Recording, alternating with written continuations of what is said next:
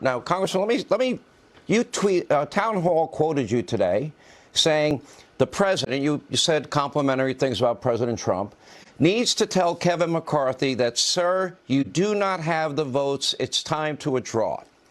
Let me turn the tables, Congresswoman. Kevin McCarthy has 203 votes. Your side has 20.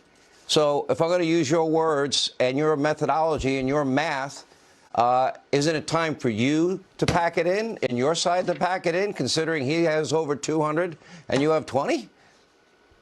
Sean, I understand the frustration. I promise you, but I'm not frustrated. You didn't answer my question. And we are hearing from many people who are still voting with Kevin McCarthy, who are very supportive of what we're doing, and they're cheering us on. So there are more for us than are against us, and they are waiting for Kevin to cave. Okay. You know, the American people are certainly frustrated by. I'm frustrated by you not answering a direct question. You said to President Trump, you said earlier today that President Trump needs to tell Kevin McCarthy, you don't have the votes. We need to come up with a consensus candidate to elect a Speaker of the House. You don't have the votes, and it's time to withdraw. He has 203. Your side has 20. Why is it time for him to withdraw and not you when he has so many more votes? Well, Sean, he needs 218, and he does not have 218. We've been trying to work this out in private, as you said, for months. But Kevin McCarthy didn't even want to listen to us until his disappointing midterms. We all want a unified party, but this isn't chaos. It's a functioning constitutional republic. When everything is said and done, I like the cliche. House Republicans will be stronger and better prepared to lead than we ever have before. I believe that this is what our founding fathers intended, and this is showing yesterday that our votes are working. Our votes aren't just a cast. Congresswoman, I'd ask you not to filibuster. Yesterday you voted, and Jim Jordan was your choice. Today it was Byron Donalds who was your choice. Tomorrow, I don't know who you're going to vote for. But the bottom line is you still only have 20 votes. Let me ask you this. Kevin McCarthy... I think we're proving that we're open to a menu of options. Many different you're people proving can that be 20 speaker. people don't want Kevin McCarthy at this time. But my question to you is this. We are proving that there are many options. My question to you is, did you support Kevin McCarthy's commitments to America?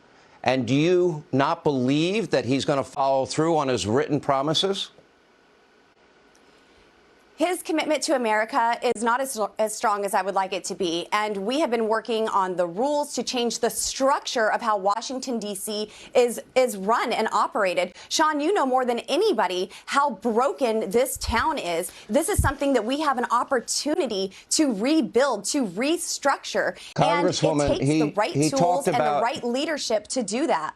Border security, energy independence, debt reduction, and when earmarks. We asked him to put forward the Texas-built border plan, he refused. And then, well, he's willing to bring back the exact plan that worked under Donald Trump.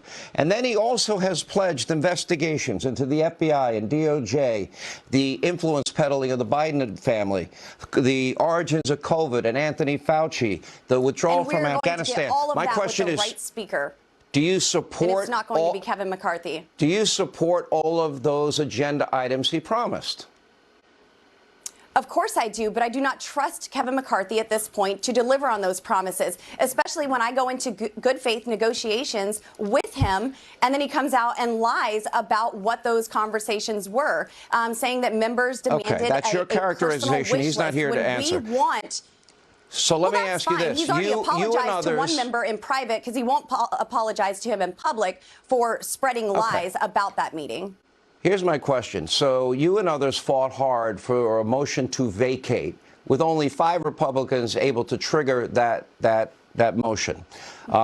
Kevin McCarthy didn't want to give it to you, but he did give it to you in the end.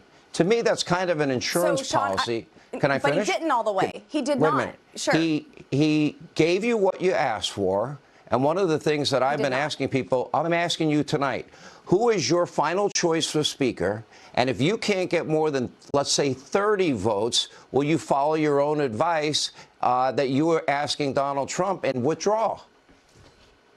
There are certainly names that are being floated around. And, hey, maybe I should nominate President Donald J. Trump tomorrow. But, Sean, I did watch your show last night. Is this a game show? Like we're going to straight on this motion. We're going to pick Jim Jordan Listen, one day, Donald's the other day, Trump the next day? This motion to vacate, because he did not give us this motion to vacate. I'm showing there's a whole consensus of other candidates that could be nominated. I'm trying to understand how you're thinking here. This motion to vacate, Sean, you need to understand that Kevin McCarthy did not give us my hard red line. He fought for it. And this is a century-old, no, he did not.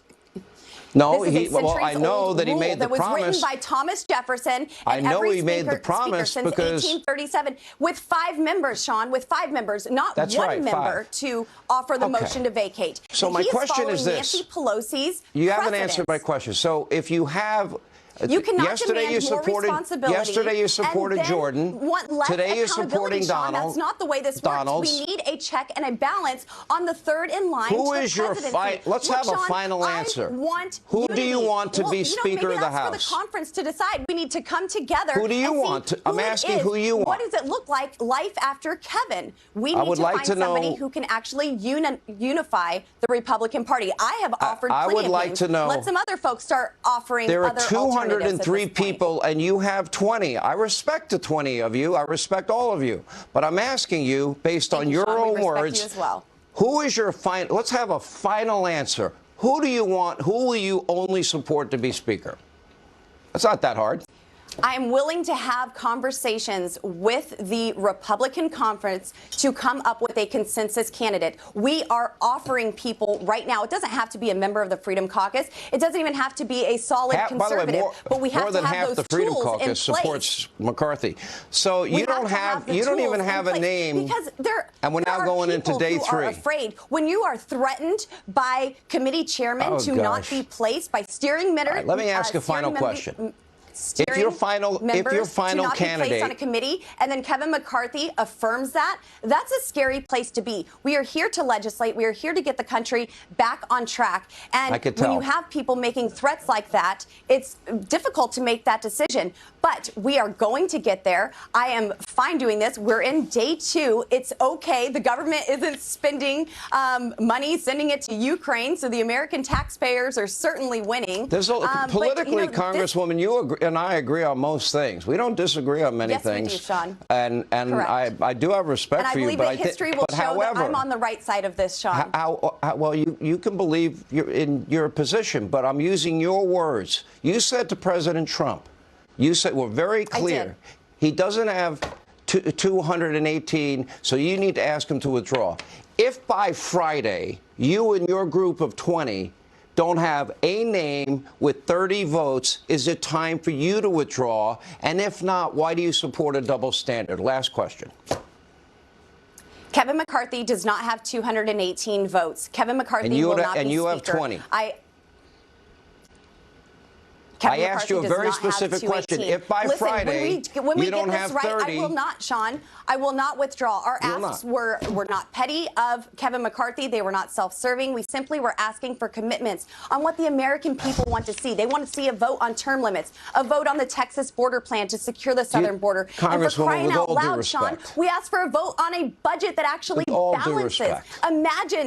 Imagine a Congress that stops spending money that we don't have. So if you only have 30 people supporting you, and we are going to get the right Speaker, Sean. If you only have 30, to be clear, you will not withdraw. 30 is going to be a beautiful number to reach. But you're telling Kevin McCarthy and the 203 people that support him to withdraw because they don't have 218. That's what you're saying.